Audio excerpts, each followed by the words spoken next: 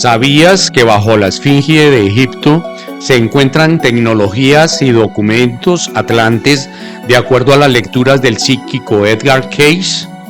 Las historias del Salón de los Registros se remontan a los días finales de los Atlantes, cuando algunos pueblos atlantes se vieron obligados a abandonar su hogar en aquellos periodos en que se produjo el primer cambio de la posición de la Tierra.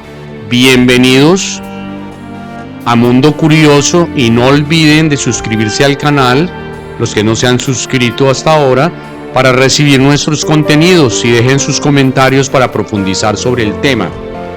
Continuamos. Hubo una salida de pueblos de la Tierra Atlante y construyeron una ciudad cerca del borde del Sahara, afirmó Edgar Cayce. En sus lecturas, estos pueblos atlantes llevaron consigo registros del movimiento de estrellas y constelaciones. La historia de su desarrollo, del inicio de todos estos pueblos, se convertiría después en los ancestros de las primeras dinastías egipcias. Cayce habló también sobre la construcción de la Gran Pirámide y de cómo ya habían pirámides desde hace mucho tiempo en lo que hoy conocemos Egipto. Sus lecturas indican que en este mismo sitio había estado sumergido durante un cuarto de millón de años. Quien se habría encargado de desenterrar estas pirámides y monumentos sumergidos habría sido el sumo sacerdote Ra. De no haber sido por las lecturas de Cayce, las memorias de Ra se habrían perdido con el tiempo. Afortunadamente, gracias al psíquico, ahora conocemos el impacto que este sumo sacerdote tuvo en el mundo antiguo. Edgar Cayce nació en Estados Unidos el 18 de marzo de 1877. en una granja del estado de Kentucky, cerca de Hopkinsville. Fue el mayor de 5 hermanos. Según sus biógrafos, desde pequeño tenía amigos imaginarios que desaparecían con el tiempo. A los 5 años fue golpeado en la cabeza con una pelota de béisbol. En el hospital lo declararon muerto, pero a los pocos segundos se despertó completamente sano. A los 6 años le comunicó a sus padres que tenía visiones sobrenaturales. Cayce fue un clarividente que tenía la habilidad de responder a preguntas sobre temas diversos de sanación, reencarnación, inmortalidad, espiritualidad, guerras, la Atlántida y futuros acontecimientos. Mientras se encontraba en estado hipnótico de trance, estas respuestas llegaron a conocerse como las lecturas de las vidas, razón por la que se le conoce como el profeta durmiente. Asimismo, fundó la Asociación para la Investigación y la Ilustración, dedicada a la aplicación práctica de sus creencias psíquicas, la cual contaba con un hospital y una universidad. También se le consideraba el padre de la medicina holística, la sanación espiritual, siendo uno de los más grandes psíquicos del siglo XX. En 1897, Cayce se compromete en matrimonio con Gertrude Evans. 3 años después comienza a vender los seguros de la compañía Woodman of the World. A los 23 años sufre una grave afonía debido a una severa laringitis. Al regresar a Hopkinsville, abrió un estudio fotográfico. Para el año de 1901, un hipnotista viajero conocido como Hart de Lockman, el hombre sonriente, le aseguró que curaba enfermedades tan solo con la hipnosis. Cayce se sometió al tratamiento frente a un público, pero no fue efectivo y siguió sin recuperar su voz. Luego conoce a otro hipnotista, Lane, que le ofreció ayuda. En dicho trance, durante una sesión de 20 minutos, fue curado. Así comienza una asociación entre ambos para usar la habilidad para ayudar a otros. Para ese entonces recibía cartas de personas que no conocía y en la lectura recetaba tratamientos a distancia. En 1903 se casa con Gertrude Evans. Su primer hijo nace en 1907, el segundo en 1911. Este murió a los pocos días. En 1918 nace el tercero. En 1912 viaja a Texas, donde hizo lecturas en busca de petróleo. Ordenó la construcción de un pozo, pero falta de financiamiento no extrajo lo buscado. Esta vez las lecturas indicaron que fue un castigo por usar su habilidad en busca de lucro. En 1925 la entidad lo orientó para que se mudara a Virginia Beach y abriera un hospital, asegurando que la arena de ese lugar tenía propiedades curativas. Case recibió ayuda financiera de Morton Blumenthal, un corredor de bolsa de Nueva York, para abrir The Case Hospital. El 11 de noviembre de 1928 allí diagnosticaba mediante la clarividencia las enfermedades y prescribía diversos tratamientos que iban desde el cambio de hábitos alimenticios hasta la intervención quirúrgica. En 1929 Blumenthal le solicitó una lectura sobre la bolsa de valores, que él le respondió que colapsaría y que nada se podía hacer, lo cual ocurrió, y sin esta ayuda el hospital tuvo que cerrar en febrero de 1931, ya que no cobraba consultas ni tratamientos.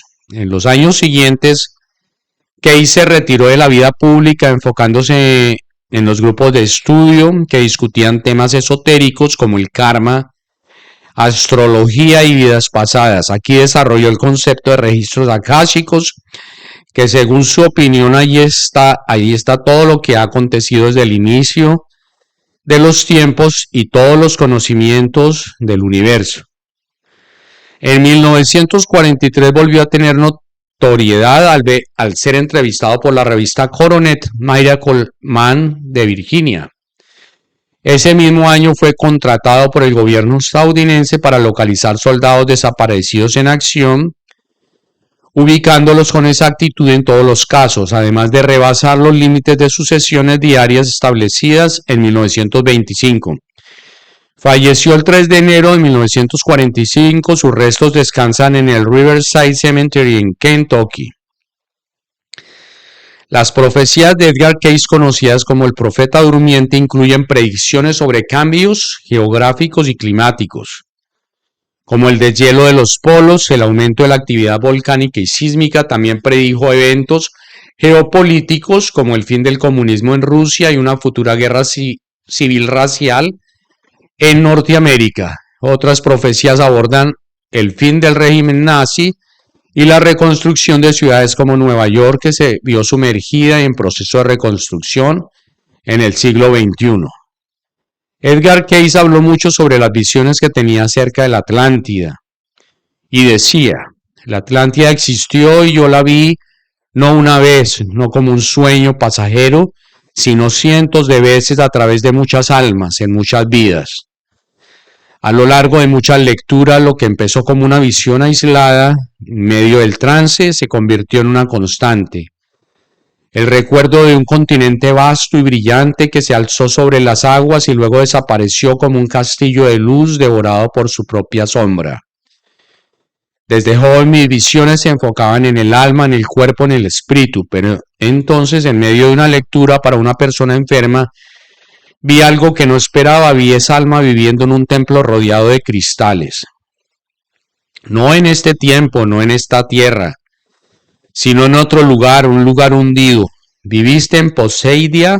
Dije, y así empezó todo, Poseidia. Esa palabra volvió una y otra vez en distintas personas, en distintas fechas, después vinieron otras. Og Altarian, Su y la más antigua Lemuria, pero fue la Atlántida la que me hablaba con más fuerza. Las imágenes eran claras, una tierra hermosa, tan avanzada como la nuestra o más, donde se había alcanzado el dominio de energías invisibles, de fuerzas que hoy apenas estamos redescubriendo y sin embargo cayeron no por falta de inteligencia, sino por un exceso de poder sin sabiduría. He visto ciudades suspendidas en la energía de cristales enormes que vibraban con el sol, templos cuyas paredes no eran de piedra sino de luz condensada, naves que cruzaban el cielo movidas por la voluntad y por las corrientes del éter. Vi cómo la gente vivía 200, 300 y 500 años, y sabios, los que seguían la ley del uno, huyeron, llevaron consigo los registros, los cristales, el conocimiento. Algunos fueron a Egipto, otros a Yucatán, otros a las montañas del Perú, y allí construyeron en piedra lo que no podía guardarse en palabras. Vi cómo la piedra del fuego, el gran cristal maestro, se desequilibró por la ambición de los hijos de Belial. Ellos no seguían la ley del uno, Usaban el conocimiento para esclavizar, para dominar, para alterar la vida misma. Crearon seres que no eran del todo humanos ni del todo animales, les llamaban cosas, no tenían alma, pero sí conciencia. Fueron creados para servir, pero también para pelear, y así comenzó la ruina. Yo no hablo desde la teoría. Vi estas cosas con mis propios ojos interiores a través de más de 2000 lecturas en las que la Atlántida apareció como telón de fondo. Cada alma que llegó a mí traía consigo una parte del rompecabezas. Algunas habían sido sacerdotes, otros científicos, algunas trabajaban con cristales. Otras simplemente vivieron en el horror del hundimiento, pero todas llevaban una huella profunda de esa vida como una marca en el alma. Y lo más inquietante fue descubrir que muchas de esas almas estaban encarnando ahora en este siglo, en nuestra era. Volvieron porque aún hay cosas que resolver, porque la Atlántida no solo fue un lugar, fue una lección, una prueba, y muchos no la pasaron. Yo mismo fui llevado a entender que vivía allí no por orgullo, no por vanidad, sino como parte del proceso de recordar. Era un sacerdote sanador. Trabajaba con sonidos, colores y cristales. Ayudaba a preparar a las almas jóvenes para la iniciación. Entendíamos que el cuerpo era solo un reflejo del espíritu y que para sanar la carne había que sanar la energía. Las enfermedades eran tratadas con vibraciones, usábamos el sonido como medicina, las frecuencias, la luz y el pensamiento. Porque el pensamiento tiene forma, tiene color, tiene poder. Hoy apenas estamos redescubriendo eso. También vi cómo algunas almas que participaron en el mal uso de la energía han vuelto. Algunos en posiciones de poder, otros buscando redención.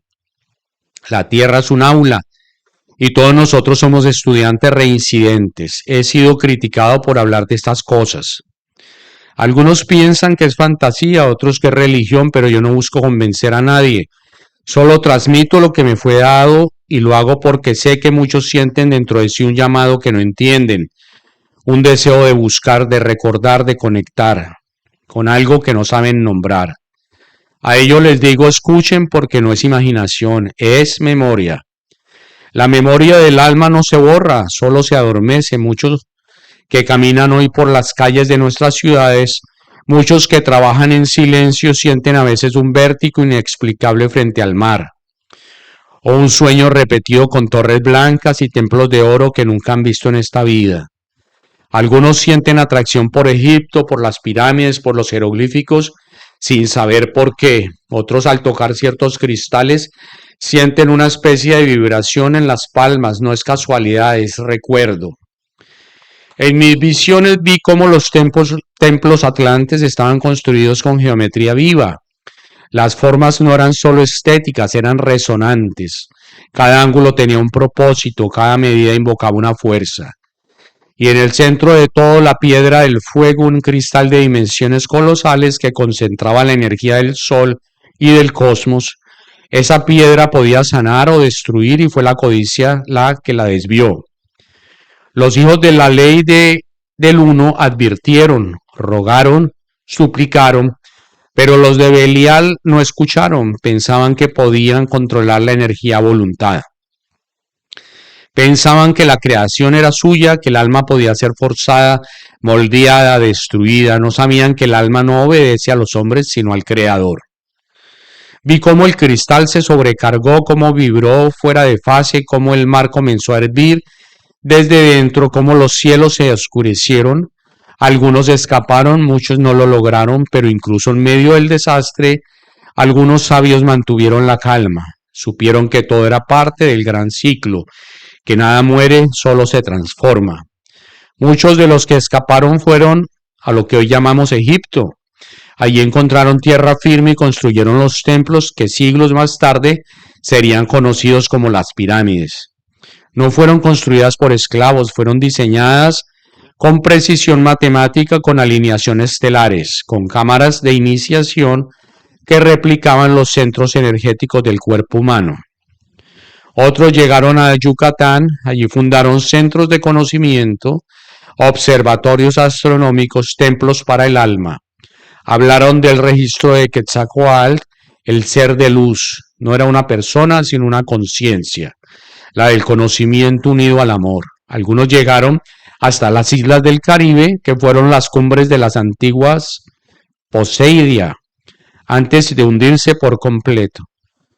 No siendo más en este video, los que les haya gustado el video pueden darle un like, pueden dejar sus comentarios para profundizar sobre el tema y pueden compartir el video en sus redes. Hasta pronto amigos en un próximo video.